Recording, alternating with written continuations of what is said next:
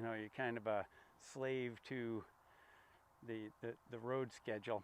I really wish I could have filmed this thing at this lake we're at this morning in Nebraska. The most beautiful place I have been on this entire journey so far. We stayed on this lake. I can't remember the name of the lake for the life of me right now, but it was beautiful, beautiful. The first place in over 3,000 miles of driving that I can honestly say I could live there. Unbelievable. But I'm here with another Mass experience. So we started this week in Wisconsin at our friend's house, Joel and Ramona Bucklemeyer, and we spent a couple days with them. We left actually on Sunday after Mass. And one of the reasons for heading there, obviously we wanted to see them. They moved there about 5 years ago, and we haven't seen them in a while, was to go to Our Lady of Good Help, which is the only Marian apparition approved by the church here on United States soil. And I mentioned several times that I have my patron saint is St. Joseph, and I do have a devotion to him, and I wanted to go to the National Shrine of St. Joseph, which is also in Wisconsin. So we spent a couple days. We got there, I think, Friday at the Bucklemeyers, and they wanted to surprise us with, we didn't know where we were going to go to Mass, but they took us to the Basilica and National Shrine of Mary, Help of Christians at Holy Hill, and it's in Hubertus, Wisconsin. I have their missile right here, or not their missile, their bulletin right here. This place is unbelievable. I mean, when you drive up, number one, it's pretty flat country out there. When you drive up, you can see it sitting up on the hill, the two spires sticking up in the air. Very impressive. And it's a devotional place. People come there. Like when we got there, the parking lots down below were already crowded. There is a church down below too called St. Mary of the Hill Parish, which is down below. So you have the Basilica up top. The Basilica is like 3 stories tall, not including the bell towers that you can climb up. We didn't have the time to do that. But there's a St. Teresa chapel down below, and then the main church up top. And we went there for the 12 o'clock Mass on Sunday the 17th, October 17th, 2021. And we got there, and it was crawling with people. And there were people just touring the grounds. The grounds are impressive. They have Stations of the Cross that you walk, and it's a long course down this path that you can walk. They have a grotto, like a shrine for the grotto where the Marian apparition to Saint Bernadette. They have a little Fatima where Our Lady appeared to the 3 children in Fatima. It's just a very impressive grounds, top to bottom. Talk about the Mass experience. So we went in there. You know, these basilicas, I talked a little bit last week about how the interior of our churches are designed to draw you to God. That basilica did that. It was impressive. Beautiful inside. I mean, 2 rows of pews facing the front. Beautiful church. Beautiful altar. I've got a number of things to cover, so I'm not going to go as in detail as I have in the past videos on each particular place, but it was unbelievable. The stained glass windows, beautiful.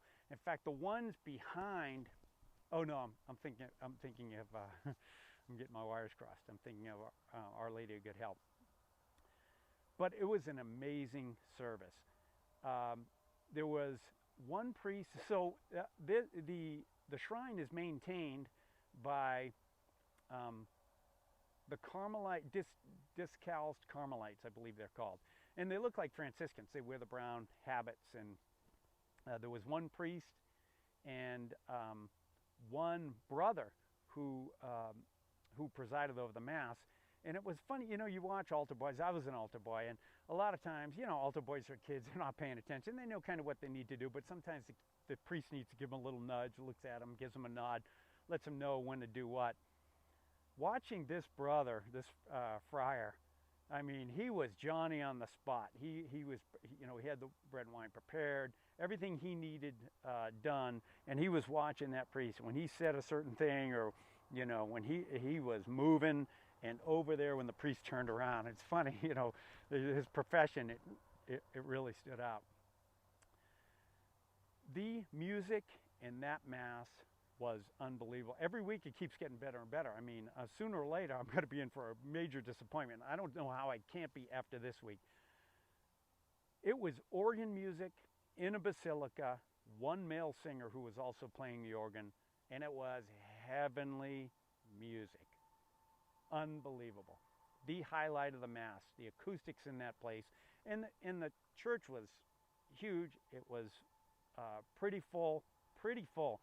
You know, the mask situation was a little interesting. So they had an area on the right for people who wanted to social distance and wear masks. Everybody on the left side of the church where we sit wasn't wearing masks. It did get a little weird at communion. So only the priest and the brother gave communion. And I will say this too, my brother knights were on display. These guys looked sharp. They were wearing like red or burgundy sport jackets. They were there at the door greeting people. And during communion, they positioned themselves off to the side. And I did see one gentleman receive the communion and walk off, not put it in his mouth. And I was just kind of watching. And the knight, he stopped him and said, hey, you need to consume that. And he did. It wasn't a problem. But prior to the communion, what I did think was interesting, a lot of people there, not everyone Catholic, and the priest who was presiding over the Mass oh no, it's actually the friar. He got up and he mentioned, hey, if you're not Catholic, you can come up for a blessing. And then he did talk about COVID. And the whole thing was weird. You know, if you want to receive on the tongue, you can go over on this side. And if you want, I mean, they just made a lot out of it, I thought, that they didn't need to make out of it. But the homily was good. You know, it's interesting. I don't even remember the homily right now. It's Friday. It was good. It wasn't great, but the service itself, the Mass itself, was just such an amazing experience that the homily took a back seat anyway. I did talk to the priest after the Mass. Super nice guy. And like I said, it was a reverent Mass. Just a beautiful experience, top to bottom. And at the end of the Mass, they did the St. Michael prayer, and just beautiful. The Basilica at Holy Hill in Wisconsin. What an amazing experience. So that's how we started Sunday. Then Sunday afternoon, my wife and I headed up to Green Bay. We camped overnight. And Monday morning, we drove to Champion, Wisconsin, which is only about 5 miles from the campsite we're at in Green Bay, to the National Shrine of Our Lady of Good Help. So as I mentioned, I'll put a link down below to the whole story. I don't want to talk about the whole story of her parents, but she did appear out there in the 1800s, and it's been church approved, and that was an unbelievable experience. So we got there there was an 11 o'clock Mass. We get there about 10:30. The rosary was going on in the church. My wife and I walked the grounds. They had an area dedicated to St. Joseph. They had a big Stations of the Cross in the back, and they had a large area, like a walking rosary path out in the backyard. Beautiful grounds. And they had a welcome center. My wife went in and watched a little of the video, and I kind of went around and read a little bit about the history. The Mass was beautiful. So the Marian, the Fathers of Mercy provide the pastoral direction and leadership at Our Lady of Good Help. The Mass was great. It was great. I mean, reverent. There was no music at the Mass, but they sung everything in Latin, the priests. And, you know, it was just a solemn Mass. I mean, everybody there was, you know, it's a pilgrimage place. People there, you know, they're pretty serious about their faith. So it was on the feast of St. Luke the Apostle, and the priest gave the homily, and he talked about St. Luke and the different Gospels and the different meanings of each. But what was really exciting was at the end of the Mass, he mentioned, hey, we've got a relic from St. Luke over here, and he points to it, and he's like, you know, you can come up after the Mass. And say a prayer, whatever you want to do before that, and then he was going to be having confessions, and they were going to do adoration, which they did.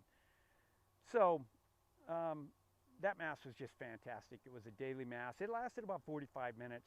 The church is beautiful, much more understated than the Basilica, but still beautiful. And that's what I mean. These churches, it's just remarkable, the beauty that are in these things.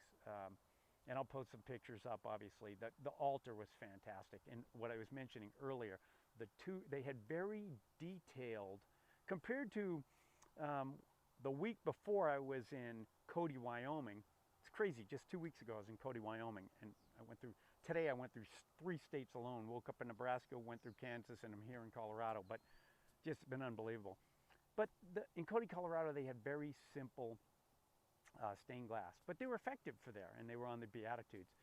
The stained glass in this place, and also at Holy Hill, were incredibly rich, intricate stained glass, and the ones behind the altar, I mean, just beautiful, beautiful.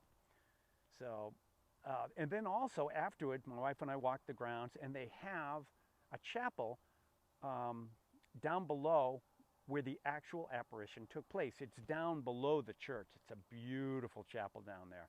They have this amazing statue of Mary. She's kind of got her arms out and she's looking down. And if you're kneeling there, it's like she's looking right. If you look up at her, she's looking right in your eyes. The lighting down there, amazing. So I was sitting, and there's some pews you can kind of sit, and people were just kind of sitting there reflecting or in prayer or whatever they were doing. And there was a gentleman saying his, praying right before the statue, and I was just kind of waiting to get a picture of that. And I got up and I walked around to the side, and I realized that behind that there was another devotional area. There was a kneeler, and I looked up, and it was a glass case. And so the priest had mentioned that not only did they have a relic from St. Luke the Apostle, but they had relics here. Somehow the Fathers of Mercy had obtained these from every one of the apostles. St. Peter, St. Paul, all of them. They had St. Faustina. They had Mother Teresa. I believe they had St. John Paul II. It was incredible, this whole glass case full of relics of who's who in the Catholic Church. That was unbelievable. I couldn't believe it. I got, that I was able to see that. So we attended Mass there. We walked the grounds, and then we headed over to DePere. I think it's called DePere, D-E-P-E-R-E. It's about 25 miles from there, also in Wisconsin. And that's where the National Shrine for St. Joseph was. Another beautiful building. It's funny. Our Lady of Good Help, very understated, just kind of a brick facade in the front. And the beauty really in that church was inside. St. Joseph's Basilica, or the shrine to St. Joseph, beautiful. One big spire sticking out. So it's in DePere, and it's where the Norbertines have their college. And the Norbertines, ironically, are the ones who, they have a big abbey in Orange County, California. And so I'm very familiar with them. My kids went to, my oldest son actually went to summer camp with the Norbertines, and we would attend Mass there periodically. And I was, as a member of the Bishop's Detail, I feel very blessed to have been able to attend the dedication Mass and work the dedication Mass for the new abbey up there in Silverado Canyon, which is phenomenal. But the Norbertines are pretty serious. St. Norbert's another guy with just a phenomenal story. I mean, if you want to read about a saint, I'll put a link to him. In fact, at the dedication, they gave books out. They had books on St. Norbert, and I read, just like all Catholic saints, this guy lived a phenomenal life. But that was another beautiful church. So we went there. We got there in the afternoon. I thought that there was going to be a chaplet going on, but we got there and realized there wasn't. But they had adoration out. This church was unbelievable. So it was set up completely different than most churches. It's a bunch of chairs kind of facing each other, and it's how the Norbertines do Mass. So if you go to a Norbertine Mass, they all the Norbertines sit up and they face each other with the altar off to the side, and they're facing each other. Well, that's how this church was set up. Beautiful. They had this massive cross, and they had adoration. You know, the Blessed Sacrament was out, and it was, right down in the altar below this massive cross. Beautiful stained glass windows. It was one of course, of St. Joseph. All along one side was all about St. Joseph. The other side they had St. Patrick was one of them, St. Cecilia, I believe, and a couple other ones up there. Just unbelievable. But another thing that was just kind of a surprise and so impressive to me, they had this little chapel in the back with a statue of St. Joseph holding the baby Jesus that was as impressive as the statue of Mary at the apparition site at Our Lady of Good Help. It was just beautiful. It's a beautiful round chapel, and the lighting was fantastic. It was great. I was able to go in there and spend some time in meditation and prayer. And another surprise, up on the wall, they had a relic, and I looked at it and it said, this is a relic from the robe of St. Joseph, the husband of Mary. Now, I don't know how they confirm those things, like I'm looking at that glass case and there's a relic from St. Peter and St. Paul and all that.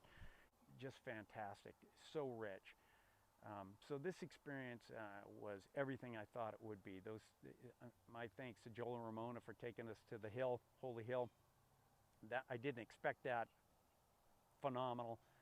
Our Lady of Good Help. I mean, if you can get up to Wisconsin, Champion, Wisconsin, and get there, it's quite an experience. And if you have a dedication to St. Joseph, and this is the year of St. Joseph, the Pope has declared this a year of St. Joseph in the Catholic Church, and if you can get up there to the National Shrine, I mean, they do masses up there, and they have rosaries, and they have the whole ball of wax, but we just popped in the afternoon and didn't get to experience that. I wish we could.